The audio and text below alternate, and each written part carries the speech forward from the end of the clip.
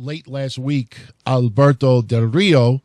You can't call him Alberto El Patron because he actually used the name Alberto Del Rio when he did it, but he is now a legal U.S. citizen. He passed the test. He was naturalized in front of a district judge. I think it took place in San Antonio, Texas. I actually saw the speech. It's about 5 to 7 minutes long. It's online.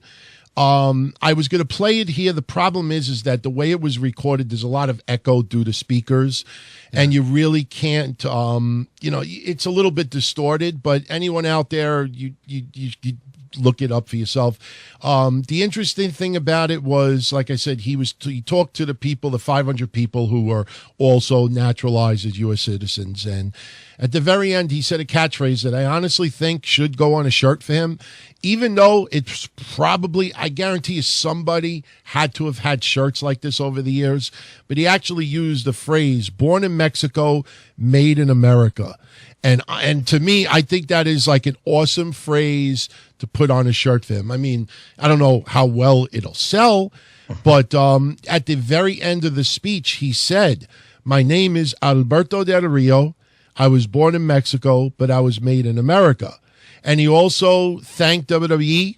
He said that when he went there, that they hired him regardless of the color of his skin or the place he was born.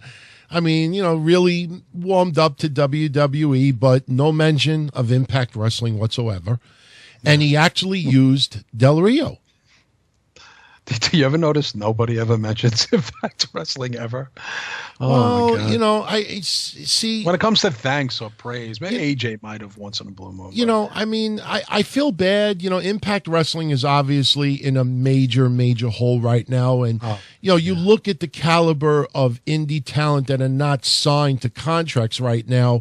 It isn't like it was in the 90s or the 2000s where you have a ton of names out there that are just unsigned. Mm-hmm. And, I'm sorry, but when the biggest news story for the week for Impact Wrestling is that Don Callis said that he would sign Chris Jericho in a second, I'd fucking sign Chris Jericho to come over my house for a barbecue in a second. I mean, how ridiculous when you actually think about that. I would sign Chris Jericho in a second. Why wouldn't you sign Chris Jericho in a second? Exactly. You know what I mean? That's not a news story. I mean, that's like when Dixie Carter would say, "Oh, I would love to have Goldberg wrestle for us." What you want and what you're going to get are two different things. I mean, Chris Jericho, even though he's doing some spots in Japan, and who knows, he might show up in All In, but, he's not going to go to Impact Wrestling. I just don't see it.